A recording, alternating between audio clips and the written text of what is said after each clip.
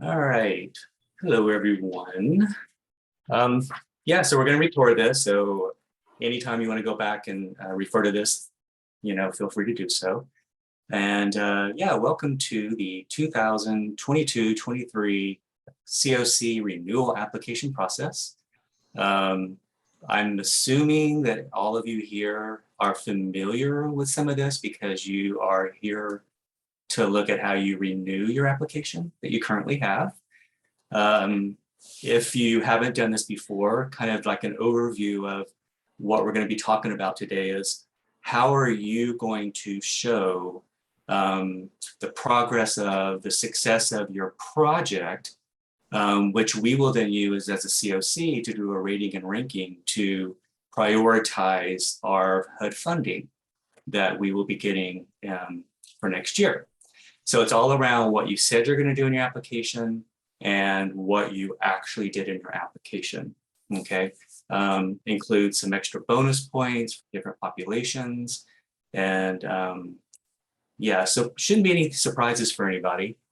But what I want to do here is I'm going to walk through just really every step as clearly as I can, including I think I'm going to go ahead and use an example for the template that you should have, and we'll see what a scoring is for a make-believe situation. So the first thing I want to mention is in your chat, Nora has placed the link to, I'm going to go ahead and just get in the habit of doing this. So hopefully you can see our webpage. That link will take you to everything you need to apply for or reapply for your CoC application. Now, if you are interested in writing a new application, there's a training this afternoon. We'll go into a much more detailed process for that. And then at some point, if you're interested in the supplemental, we're going to have a special training for that. So I know there's some of you who are interested in maybe a new application. But again, this is going to be all for a renewal. So if you've gone into on our website and you downloaded your materials, which is basically this renewal application and the renewal instructions, and you follow along with me, I think you'll see that it's a pretty standardized, pretty easy process that we've made for you. All right, so going back again, I just want to make sure that you're seeing the instructions up on the screen. All right, so one of the things I want to mention first of all, if you notice at the title that there has been a revision to the instructions and to the scoring template, okay? And when we get down to this in just a minute, I'm going to show you that change. Since we are having our official renewal and new application trainings today, we have decided that on tomorrow, the end of the day tomorrow, 8/17, we will no longer allow revisions, okay? So this allows me and others to look at this and say, well, something doesn't look right or not scoring right. We can correct it as much as possible, but then after tomorrow, we're not allowed to change it, okay? So you can feel safe that that scoring mechanism was not going to be different. And if it is different, then the ROCC has to accommodate what those differences are and let you know officially. All right, so I have a revision as of today, and I will definitely go over what that change is. I think you all know that we are kind of on a fast track this year. We just got the NOFA information last week, and we have to submit it by the end of September. And according to HUD, we have to have your application 30 days prior. So they're explicitly telling us you have to have them, which is why we're on this fast track, as I said, where we need your renewal applications by August the 30th. So about actually 2 weeks from today. Okay. And of course, incomplete submissions will not be accepted, which makes sense. We want to be fair and equitable for everyone who has submitted it on time. Right. And then, of course, if you have any questions as we go along, we do have this new ROCC at caporegon.org. Send your questions to us. And what Nora and I are planning to do is all questions we get, we're going to create a link that will put the question and the answers so that everyone has the opportunity to see what the answers are, because you might have questions that are similar, right? So any Q&A that we have, we want to make them public for you to be able to access, whether they're your question or not. So going along a little further, since you have a renewal application, you've probably seen the template, which is really has a checklist. You want to make sure you have different components of your renewal application attached to your scoring sheet. That's very important because the readers are going to compare what you give us with what we have, and we're going to make sure your numbers and your data is accurate. So what you send us is going to be compared to our documents. All right. So I'm going to keep on going. Found it very easy to just follow along my instructions. All right, so section 1. So this is the documentation I just mentioned that you have to send along with your scoring template. Okay, so of course your application proposal. And then we also need 2 documents from ELOCs. Okay, so I am not going to use this time to train you on ELOCs. We can do that at another time, and I'm sure there's plenty of training on how to do that. But I'm going to show you what I believe are what those printouts can look like. So let me grab the ELOCs example. And it's not going to be pretty, but here's an ELOCs example. And it's going to show the amount of money that you were rewarded and then how much you actually spent, okay? Because if you were rewarded $100 and you spent your $100, then you get 100% of that, those points, okay? So we really want to make sure that if you're receiving funds from HUD and from our CoC, that you're actually using them in a timely manner. Right, so you want to have an ELOCs example of this year and the prior year, because you will record that on our template. All right, so the next one is your draft eSnaps project application. So let me give you an example of what that looks like. All right, so in ELOCs, there should be a section for your housing type. In this case, it's going to be a scattered site. And then here is where you're telling us what you said in your application, how many you're going to serve, how many people, okay? You'll need this number in the template because it's going to help in our scoring, how successful you are in meeting the needs of people in those 4 beds and those 2 units, all right? So I'm not going to be going over eSnaps training. I believe Nora sent out really good training on how to do eSnaps 101 and 102. And then ELOCs we'll have to talk about if you need special training on how to use ELOCs, somebody that may be new at your organization. Any questions so far? Pretty straightforward. All right, so number 4, we will talk about this in just a minute. We're going to run an APR, so an annual performance report. The annual performance report is where you're going to gather most of your data, your real true data, from a particular time frame that we've agreed on for the ROCC. And we'll do that in just a moment. Number 5 is running a report, the 0703. It's a system performance measure, and it's on your employment and income growth. All right, so if your project had some employment and changes in income. And then finally, I'm going to say, well, maybe not finally, I don't know about your organizations right now, but I'll show you how to run your APR if you're not familiar, and then how you can download it in PDF format. Okay. So essentially what's going to happen here, I'll kind of go back again. You will give us these documents. I will run the same documents for the employment and income growth from my perspective, and I'll also run the APR from my perspective. Okay, so the big ROCC perspective.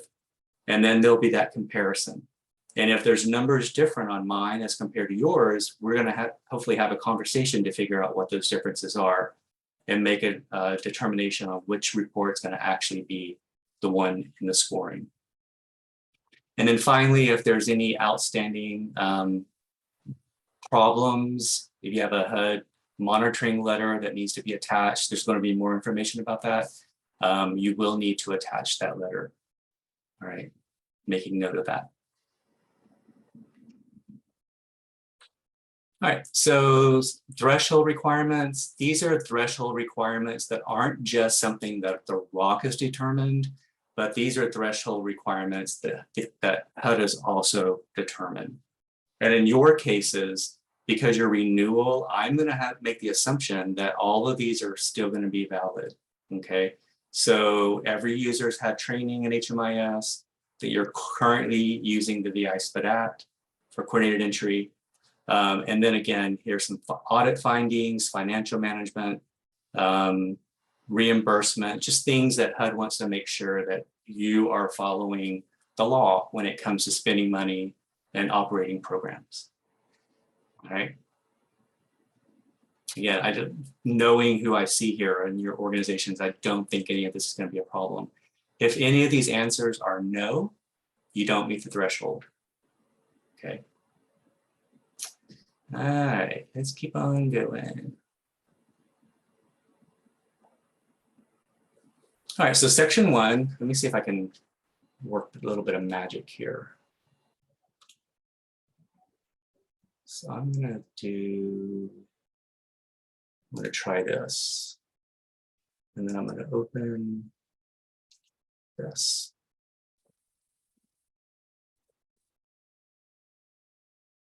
And I'm going to do this and go there.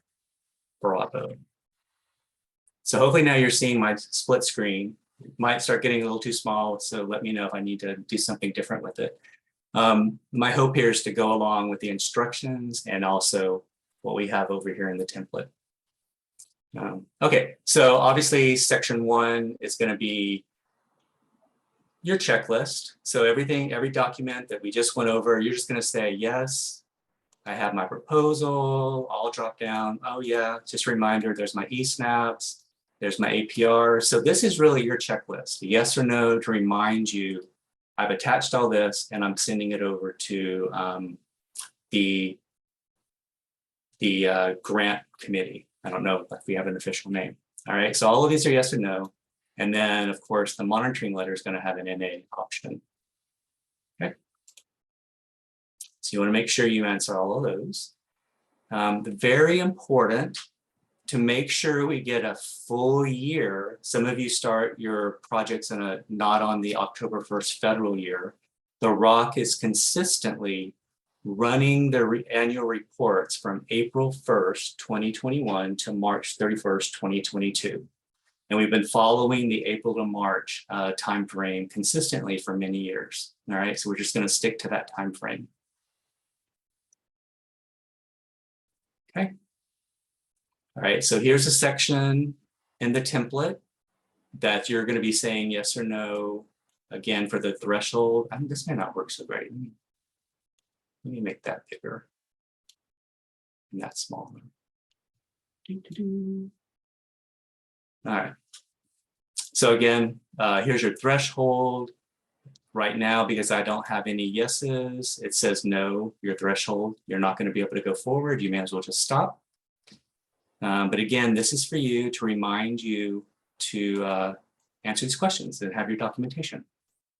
And there's your agency director and your CoC program manager. And the CoC program manager is the program manager for the project. All right. I just saw that and I thought, well, that's going to be our new CoC program manager. Now, this is going to be if you're going to be managing that project. Okay. And then if you had an application writer, we want to know that. All right. Now we're going to get into the data information. So right over here under data quality. Okay. So data quality is going to start because obviously I talk a lot about how are we making sure that we're meeting our data quality requirements for HUD. And it's a really fairly simple process, okay? We want to run an APR, an annual performance report. And in the APR report, you will just simply go to certain areas in that APR and you're going to put those numbers into these sections. All right. So I am going to, if you're not familiar, show you how to run your APR. Right. So here I am. I'm in my dashboard, and I'm going to go over to my reports module. Everyone has access to this. And right here under provider reports, you have your CoC APR. When I click on it, I have all my input controls available to me here. Okay, so you can give a name to it. Test, I'm going to say, then you come down, there's your provider, and here you're going to search for your CoC project. All right, so I know that some of you have a DV bonus, so I could say care. And now I'm going to start running my report, my APR on my CoC project if I worked at care. Okay, and then of course the dates are the dates 04/01/2021 to oh my gosh, my brain has stopped working. Give me 1 second. I completely forgot what I'm doing. I need to see those dates. How could I forget my dates? Should be 4/1/21 through 4/1/22 because you have to add 1 day. Okay, so under reports module, you don't have to add 1 day. Remember, it's only in ART and SAP. So it should, yeah. So 3/31. Not 2/1, David. 3/31, yeah. 2022. All right, so that's our year. And your HUD, it should always be project type HUD. Okay, now some of you your projects might have been set up where there is a possibility you can select basic. All right, I always say select HUD. So to be on the safe side, just in case that was an option, I would select basic and I would select HUD. Okay. And I'm going to build my report. And notice up here, it's saying my report is running. And I hit refresh. When it's completed, all I need to do is use my magnifying glass to open up that APR. Okay. So I'm going to use one of my examples. I did my magnifying glass. And for fun, I ran all of our emergency shelters. Okay. But I just wanted to show you that when you open your magnifying glass and you scroll down, if you're not familiar, here is your APR data. Okay. So in this instance, during that time frame, we served 996 individuals in emergency shelter in the ROCC. Okay. Right. So if you're not familiar in how to print from your browser, I use Edge, and the way I print this is it's actually an Edge function. I have my 3 dots, I have my print, right? And it's going to bring up my entire APR. I hope. Yep, there's my APR, every page. And then printer, I usually just say save as a PDF. Okay, and then I would save it. And now you have your APR that you're going to be sending with your application. Okay, and it's your APR is where you're going to get your numbers that we're about to put into your template. Any questions so far? All right. You're probably all so skilled at this that you're like, oh my gosh, dude, come on. All right. So now I'm going to try to work my magic again. Because magic is my other job. Just kidding. All right, so let me bring over an APR.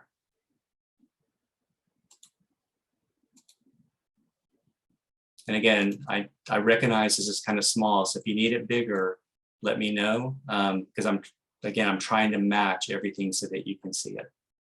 So here's the APR that I'm going to be using. And I've highlighted what we need in the application. All right, so total number served, that's your first line, APR 5A number 1. So 159. Okay, the next one is adult and household leavers. There it is, number 728.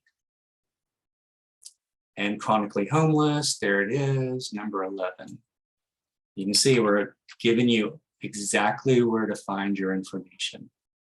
All right, total number of households is actually APR A8, 8A, sorry. So I'm going to scroll down my APR, make this a little bit bigger, hopefully. And when I find A8, 8A, those are my households served. All right. And my total number of households is 103. So I'm going to say 103. And then my next question is number of those households with children. And you're going to see, if I can show you, here's A8, total households, and there's with children, right? The column with children and adults, 27. Okay. All of this, again, is in the instruction sheet, exactly how to do this.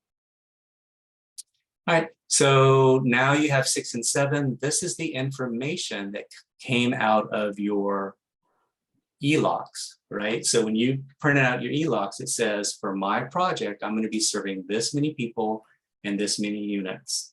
All right, so you have to go to your ELOCs and answer these questions. Okay, I'm just kind of guessing here. And then finally, your total number of leavers. This one's going to be a little tricky. I'm going to go to APR 23. So let's come over here. APR 23. Blah, blah, blah. All right. Exit destinations. All right. This is a really cool report because it tells you the numbers and where individuals exited. Okay. So total number of leavers is APR 23, the totals line. So I'm going to scroll down. My total in this case is 34. The totals line. All right. Fairly straightforward. Okay. Now we're going to go into our data quality. I think I said that earlier, but I was mistaken. We're going to do it now. Your APR has its data, so you run your APR. And the first sections you're probably familiar with, your data quality numbers. Okay, so the first one is a change that has been made in this application as of today.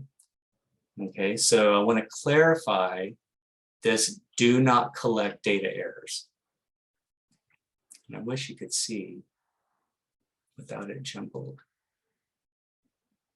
All right, so I'm sorry that this line is showing that way. It's kind of cut off, but your do not collect, okay? So remember, HUD says client doesn't know and client refused.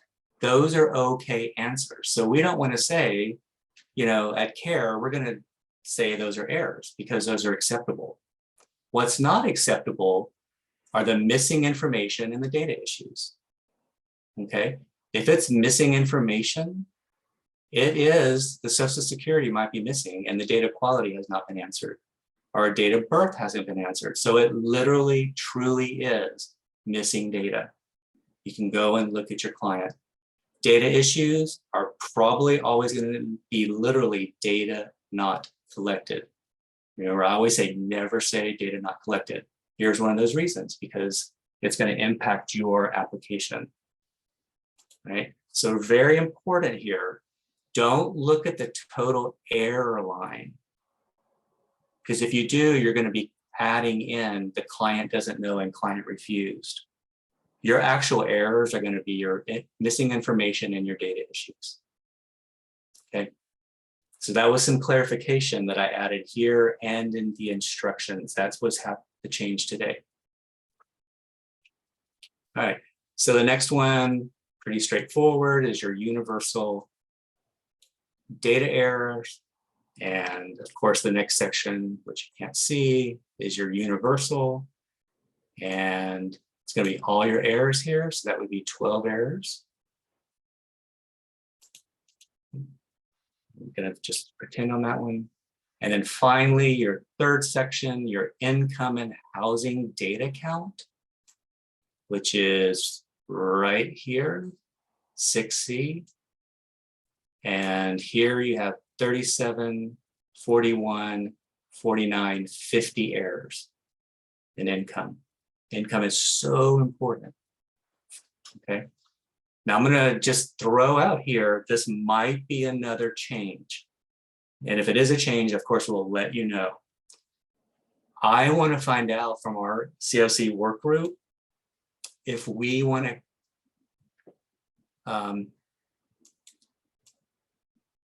to look at income and sources at annual assessment.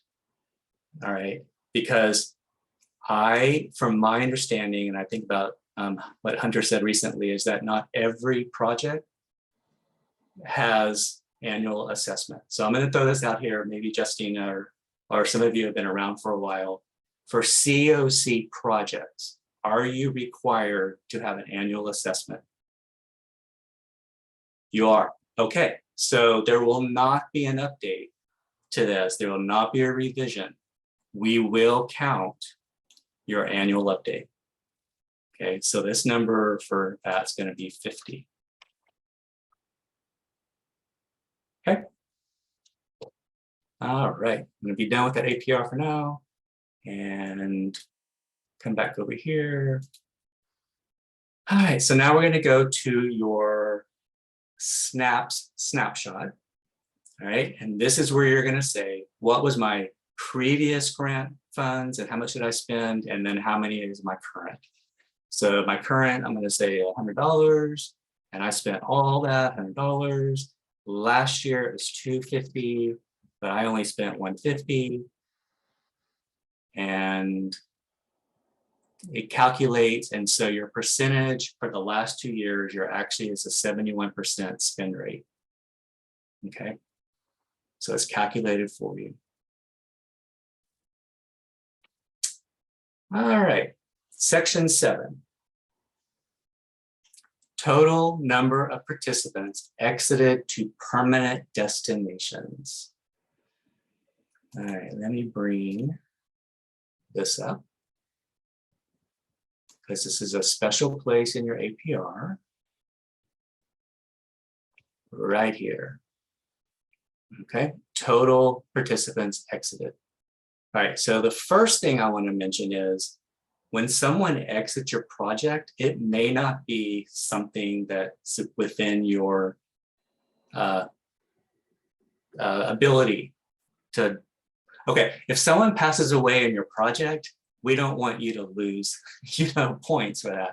So there are going to be very rare circumstances where you will be able to say, we had 2 deaths, so I don't think those should be recorded in my permanent destination count.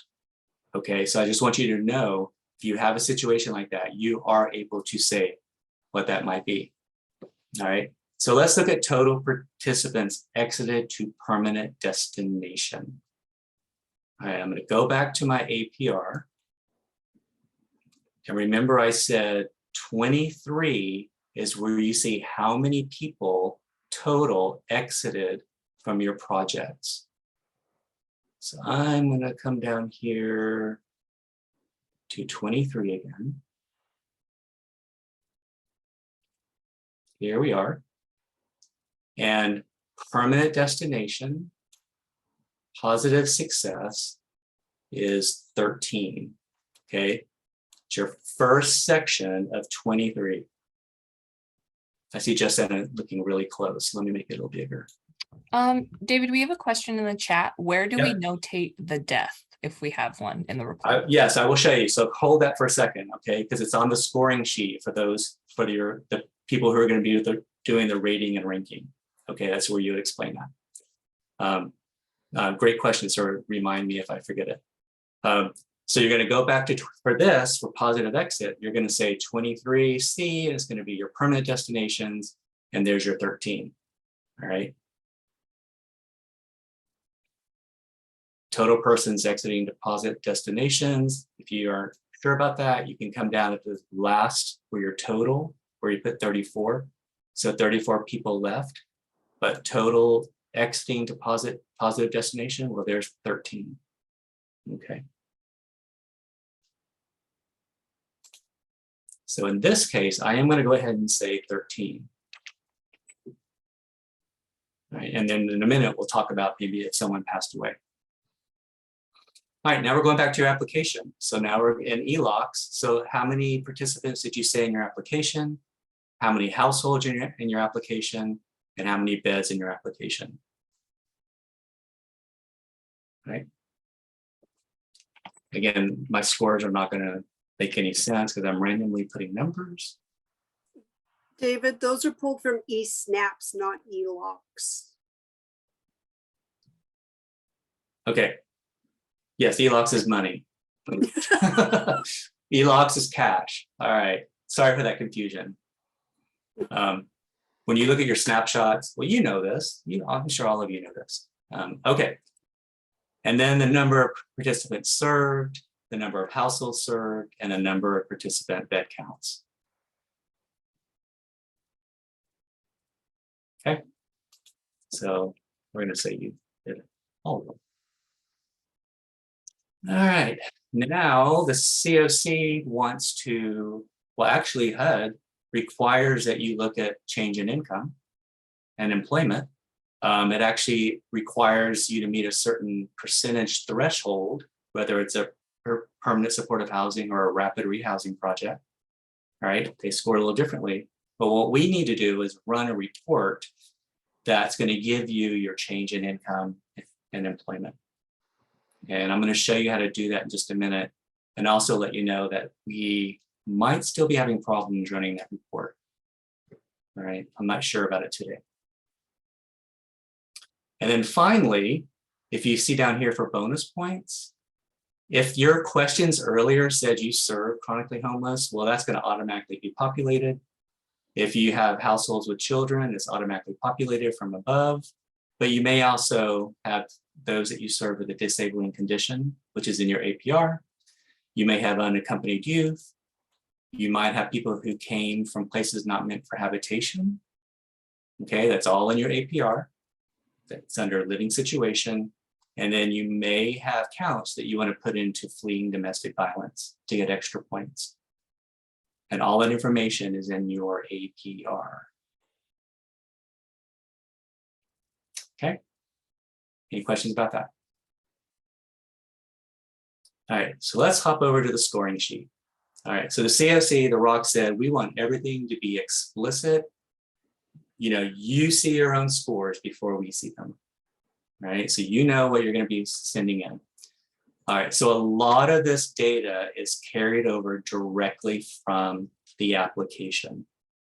And now we're going to do our scoring. And if you follow along in the instructions, it will tell you exactly how it's scored, because there's a lot of calculations in the background, but it will say, I added all this up, I divided by this, or I took this, I totaled this. It's going to tell you how it actually was calculated. All right, so if you have any questions about that, of course, look at the instructions. All right, so this would populate the grantee. You do need anything in yellow, I will say, you want to answer on your scoring sheet. Okay, so I said just a moment ago, HUD has a different percentage threshold requirement for income, depending on if it's a permanent supportive housing or a rapid rehousing project. Okay. So, and as we go down, I'm going to show you how this template will say, if it's a rapid rehousing project, I need you to score on this line. And if you're a permanent supportive housing, I need you to rescore on this line, because in the background, it's using the threshold numbers from HUD. And those numbers are in the instruction sheet. All right, since these are all in white, you're not able to put any numbers in there. They come from the application. Data quality, you're not going to be able to add numbers here. They come directly from your application. All right, so here's an example based on our calculations. Out of 25 points, this section's getting 24.35. Okay, due to these errors right here. Now, just want to throw out here of interest. Wow, that's not very many, you know, that score is still pretty high when I had all those errors, you know, but when you think of the number of people and the number of errors in each of those sections. So for instance, the income, there were 3 areas that had error potential. So every individual that you served had potential of 3 errors, right, in income. It could be the error at income at entry, the error at annual, and the error at exit. So 3 chances for errors for 1 person. Okay, so you'll see when you look at the universal data elements, I think there's like 7 or 8 potential errors for 1 person. So that's why 62 is actually not bad when you think of the potential number of errors total, right? Which is why there's a 24.35. I skipped this on the application, but it's extremely important. You will get points for your application being on time, even though I said earlier it has to be on time. All right, so it's either yes or no. And then this question here, is this the only CoC project in the county served? Okay, so I'm going to jump back over here real quick to the template itself.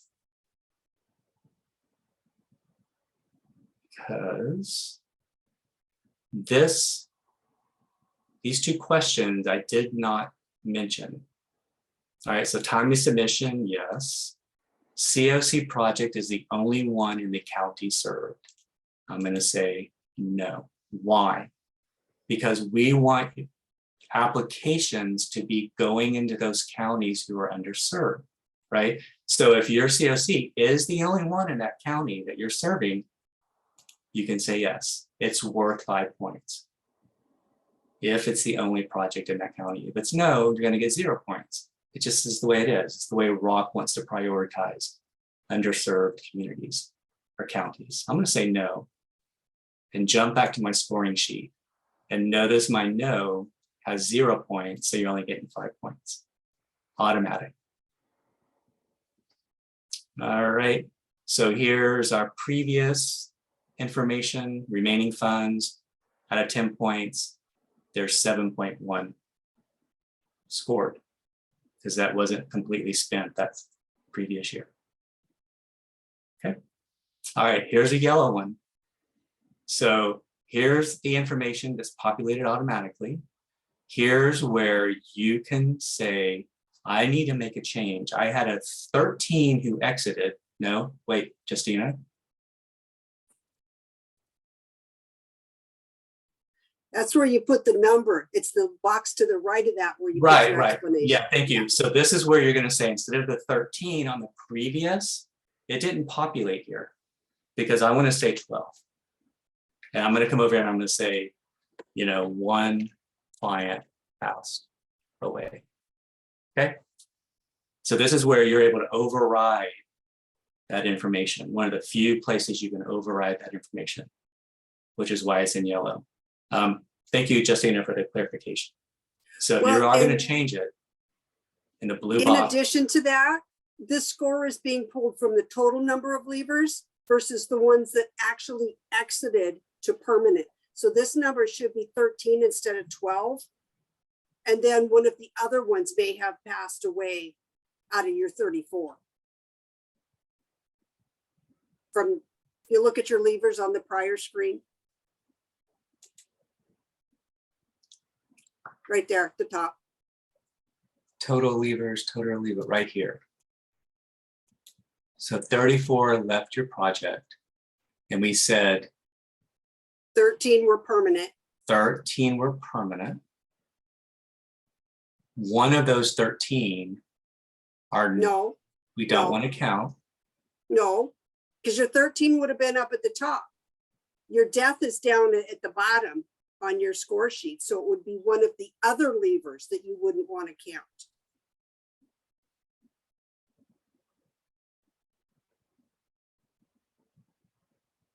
Go back to the APR. Okay. Now, hang, this is a really good example of us going through here and figuring this out. Okay, so there's my exited. Yep. And see that there's nothing up above that says anything about death. Death is down below. So if you had one listed in death down below deceased, then that would come out of the total levers. Okay. All right. So that's going to needs to be a revision. It's interesting. We didn't catch that last year. So I'm going to go in there and revise this. That says, I didn't even see that there was a deceased here. That's a, there you go. So I'm going to revise this to make sure that this number, your total, allows for the change of deceased. Okay. Yeah, because you could actually put 33 there if you had a death. Then the 13 would go where the 12 is, and then you could clarify that difference in that box. Okay. All right. So I'm going to make this correction. And as I said, I'll put another revision date, and then tomorrow is the last day I'll be able to revise this. If it goes out with error, then I and the ROCC will have to accommodate it in your benefit, right? So it's going to be into your benefit. But this is a great catch that you might have missed in the past. Okay. So I'm going to just kind of show you here real quick. This was the permanent supportive housing because I selected, oh wait. Oops. Nope, this is good. This is good. So if I entered all this information, it was rapid rehousing, and you're like, what? It's 0 points, right? Because it's not a rapid rehousing. Huh. So I got a little check there. Well, let's say it really was permanent supportive housing. Let's make sure if I was accurate. Okay. I made a mistake. It's a permanent supportive housing project. That's why I answered this. And there's my 21.54.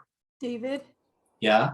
So this is Claudia from Capco, and this is my first time doing this. So I'm going to ask a question that might sound really weird, but so if we have both projects, we have an RH project and a PSH project. Do I need to do the scoring sheet twice? One for RH and then just save it and do it for PSH, but it all pulls the data from the same application? Or do I need to submit two separate applications? Two separate applications. Two separate, but okay, but the data is going to be the same pretty much, or no? No, because your APR is going to be run on your two different projects. Okay. And they're going to have probably different numbers. Okay. Thank you. Yeah, good clarification. So this was a good check here. I was entering this information for permanent supportive housing. I said rapid rehousing, I got 0 points. Whoa, that's not right. All right, well, so none of this is really valid, which is fine. If I change it to rapid rehousing, let's go back down here. There's the rapid rehousing information. All right. And so you're going to go to 23.23C and you're going to total the percentage of the last line. And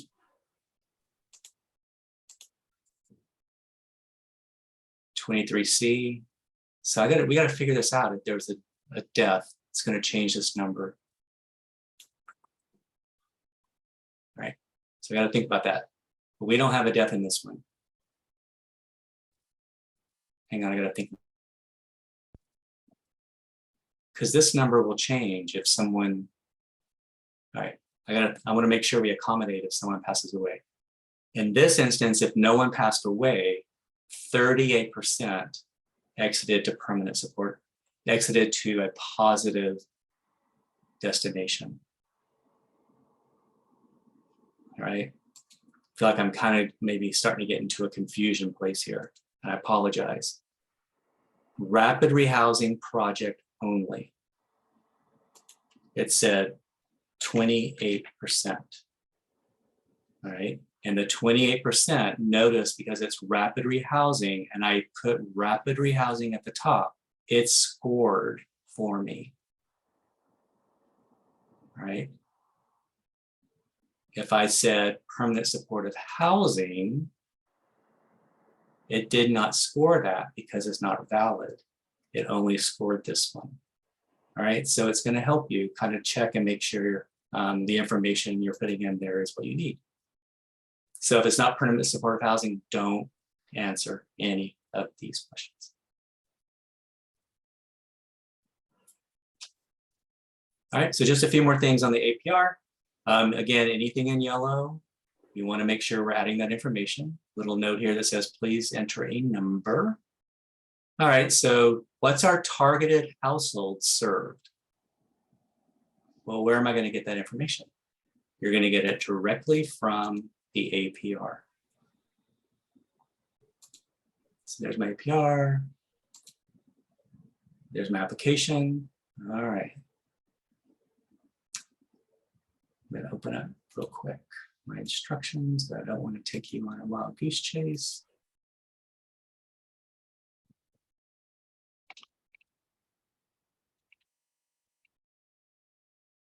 Okay, where'd it go?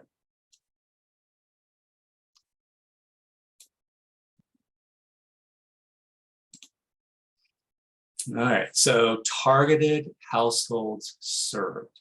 This is household served. So APR again, 8B.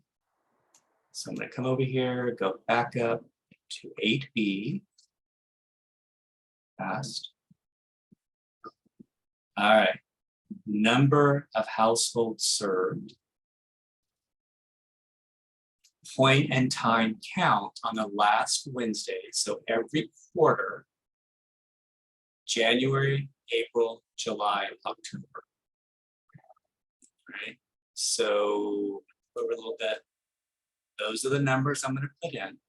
So in this case, for January households, 76, 0 in April, 0, 71. Everyone see where I got that? All right, so it's the household served. All right, notice you serve more households. For instance, pretending you got 183%. That's great, but the only total you can get for that is 5 points. All right, so you can't get more than 5 points, even though in this case you did more. All right, and then if you follow down or go up to 7B, these are the number of persons each quarter. In this case, I would just simply say 126, 0, 0, 116. Okay.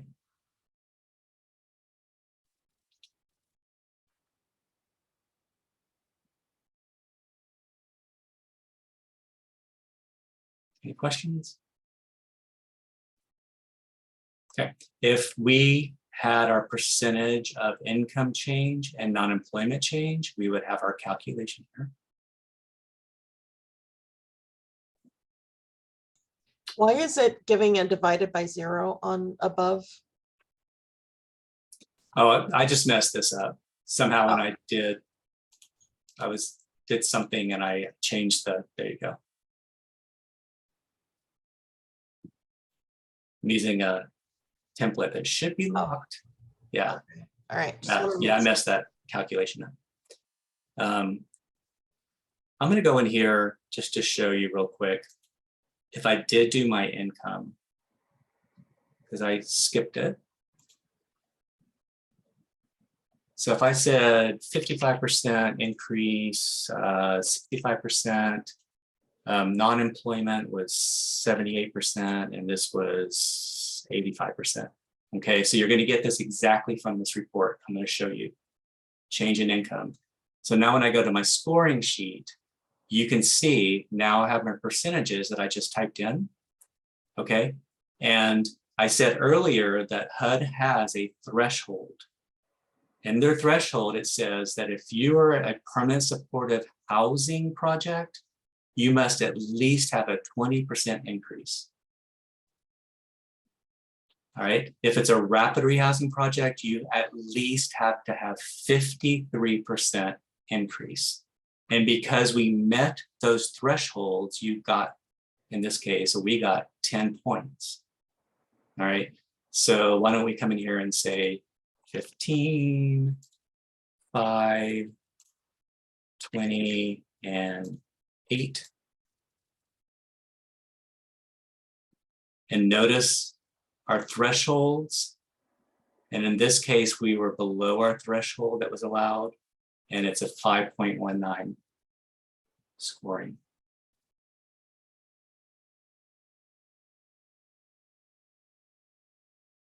Okay, so I have to think about this one too. All right.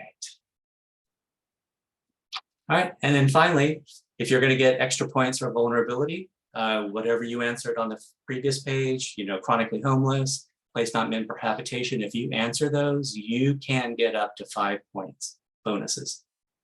Okay. All right.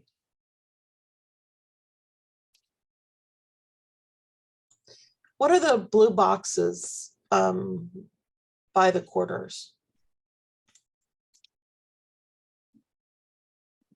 See section 5A. See section 5A.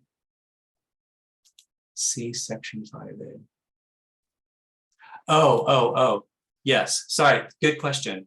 If for some reason this number has to change, remember I need to make this update. So you had a death, right? So now you're saying by quarter, right? It might have been the first quarter, that actually should be a 75, right? So we want to say, see section 8 up here to get that note. That's a good point. Thank you so much for that. I created this template last year and I'm like, well, there's some bells and whistles I didn't know. There's a couple problems I didn't know. I really try to make it really simple for you, but yeah, that's that great. And yeah, for special consideration, use the drop down blue. Sorry, cracks me up. It's there and I don't even realize it. Great question though, thank you. It's not true, don't answer. Okay, extra points. And then finally, in this case, if we had done this and it was accurate, you have 84.45 points for this application total, based on all the things we just talked about. Okay. All right, so I also added application checks and warnings. Okay, I need to check on this one. I think I fixed it on the one that's out there, but I want to check it. But you can see in section A, you have an okay, that means you answered everything. In section B, that would say okay, because I messed up that calculation earlier. I'll fix that. Section 3, there's an NA. It's probably, if you go up there and look, it's related to permanent supportive housing or something. Grant funds look good. PSH, okay. Targets met, okay. And vulnerability for extra points. It's just another, you know, if it comes up and says, I just want to show you, we took that out, here's hoping, there's an error in income. Okay, so another little, hey, something's wrong here. I want to go and check it. This will be fixed, okay? Because it should say your data quality is there. Actually, if there's a 0, it will come up and say, go back and check. All right, just make sure it's really a 0. So it kind of has a reminder. But this is just a nice little checklist that shows you a little bit more to help you out. Okay. So it's a little sloppy, but I think you got the main idea. All right. So the last thing, I see that it's been an hour.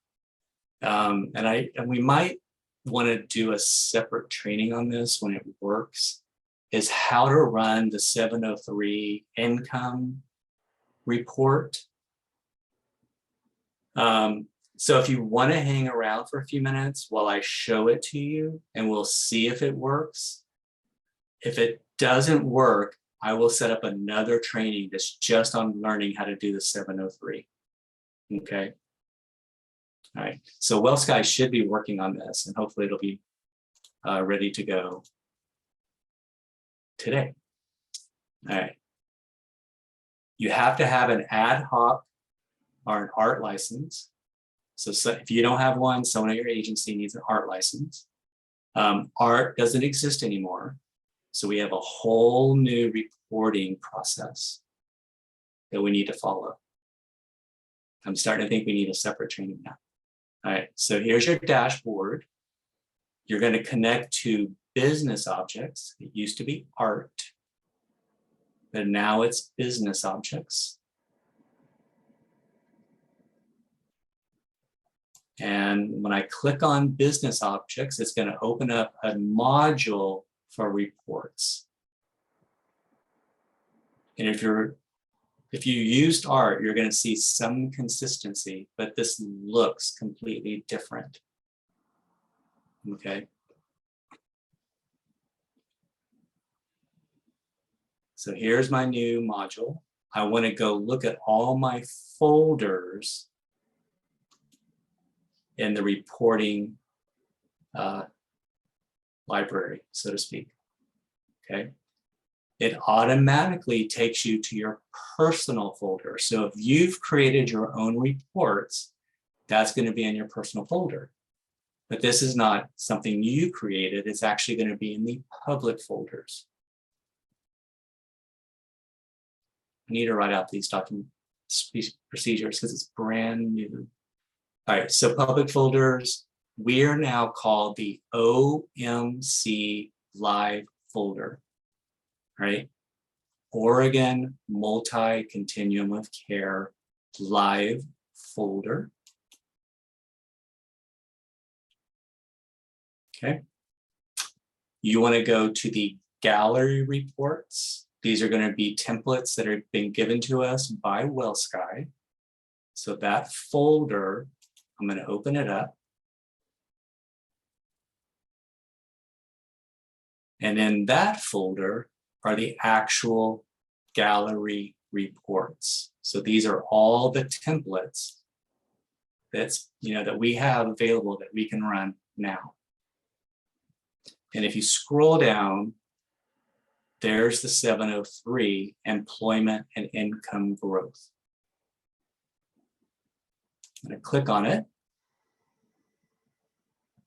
And it's going to bring up my input controls, just like in art.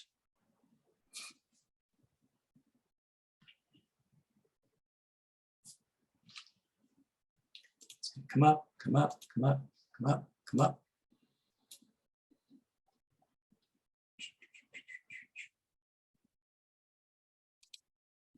Takes a little while, it's still going to come up. All right, now this is where it might get confusing because you have, last year's date, previous date. I think somebody emailed me about this yesterday. All right, so I'm going to go ahead and select my CoC first. All right, so CoC, I'm going to do my little circle here to load my CoC. This is why it's really important that your staff is putting CoC 505. All right. Now I'm going to select my provider. That's going to be your CoC project. So I do my little search. And if it's the one I did earlier, I can say fish. There's my project. All right. Care cat. I would select it. All right. Prior year start date. All right. That's going to be 2 years ago. All right. So in your instructions, it says your prior year start date is 4/1/2020. So I can easily say 4/1/2020 and enter. Okay. Current year start date. Well, that's going to be 4/1/2021. Right? Current year end date plus 1 day. Now this is where Justin was saying you have to have the plus 1 day because we're not running that live reports module. All right, so we want to make sure that 3/31 comes in your report. So the current year end date is going to be 4/1/2022. Okay, that's going to pull in up until 3/31/2021. Wait, I just messed up. Oh, I overrode that. Okay, current year start date, I messed that one up. Is actually 4/1/2021. Made that mistake. This is the current year plus 1, 4/1/2022. And effective date, you know, you could say 4/1/2022. That's fine. And run. And this is where the error may come up. If it does, we're going to have to get Well Sky on it.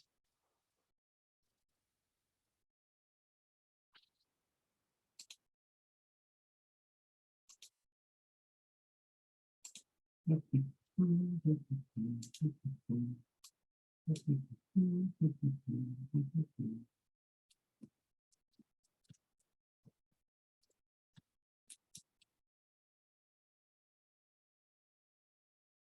think what I'm going to do while it's running, in case it doesn't run, is show you the report, right? So you will get a report that shows your metrics, change in income for adult stayers. And if you look down to 4.4, change in income for adult leavers. And then 4.2 is non-employment for stayers. And 4.5 is non-employment for stayers. Okay, so this is where you're going to get that income information that I mentioned earlier. All right, and your instructions tell you you want your stayer information and you want your leaver information. So in this case, I highlighted, you're going to do 4.1 and 4.4 in your application, and you'll do the 4.2 and the 4.5 in your application. So I'm in my application, 4.1, 4.4, 4.2, and 4.5. Okay, tells you exactly which metric to put the information in.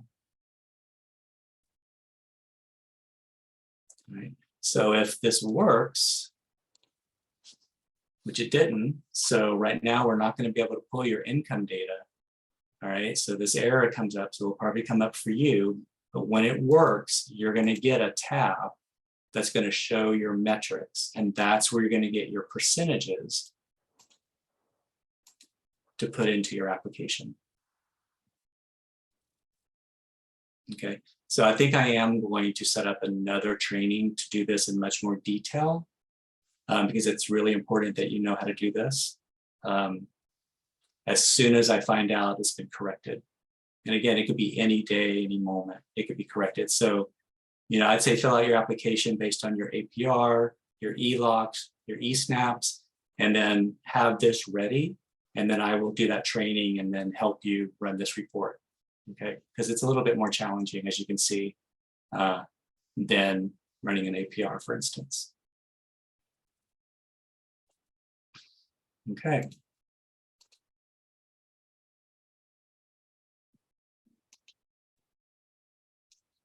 What questions do you have now?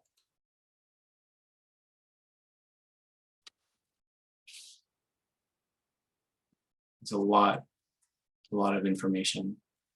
It seems pretty, I mean, in the sense that if you have the documents you need in front of you, it kind of just lays it out. And so I feel like in Service Point in general, that seems to be how it works. Like, so I just go with that same thought, that, and then we can bother you whenever we want. And just get that. Yeah, I appreciate that. Yeah, the ROCC last year said, this is not working the way we did it. And so everything is automated as much as possible, right? So if you get the right reports, we get that income report figured out, your ELOC, all of that information, it really is just putting that information right into that application, right? And when you, again, when you turn it in, you know what your score is, right? So You just know to- your score. Just What's to that? double check, I would say just to double check what Claudia said, because this is also my first time. So we have Yeah. 4 projects, so we need to do 4 applications. Yeah. You Yay. got it. Okay. And when we talk Got it. about scoring, is there like a minimum threshold score that, I mean, what is that? I know that we use the scores to approve the funds and whatnot, but like, what would be an unacceptable score, I guess, just because I've never done this. I don't know what that looks like. You know, I appreciate that question. I think in the past until now, and I don't think it'll change, it's just prioritized, right? So if you have the lowest score, it's going to be on the low end, right? And then HUD only has a certain amount of money, and if the money is used and spent out, by the time we got to that lower one, then your low score is going to impact you. Yeah, at this time, the low score is subjective to the overall scores of all of the grantees. Yeah. So if everybody scores really high, the lowest score may be 80%. If there's some that score across the gamut, then low score may be 60 or 70. I mean, it just depends upon the overall score of all of the applications when they're ranked. Yeah. And you'll get all that information. You know, I mean, this is like nothing, I mean, it's transparent all the way. So once everything's in, you'll see the rating and ranking, all of that. But I think it's a good point because there's been talk, a little bit of talk about, do we want to now at some point have a threshold that we say, are you being successful or not?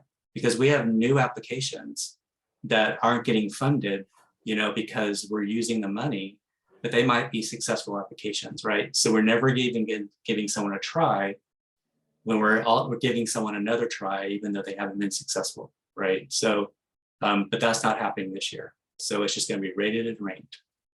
And then until the money runs out, that's how it's going to run. Yeah. Yeah. All right. Well, follow the instructions, follow the template. I need to go and look at that change about, what Justina brought up about if someone does pass away. If you don't think anyone's passed away in your situation, don't wait. All right. Does it make sense to wait? If that is true for you, then wait, because I need to have that update finalized by tomorrow and then use the new template. Okay. All right. So send your questions, your general questions to roc@caporegon.org because we want to make sure everyone has access to those answers. I will let you know about the APR, that 703 income, and we'll do a special training on that. I think that's really important. And I'll get the updated template out today or tomorrow. So if you do have that individual who passed away. All right.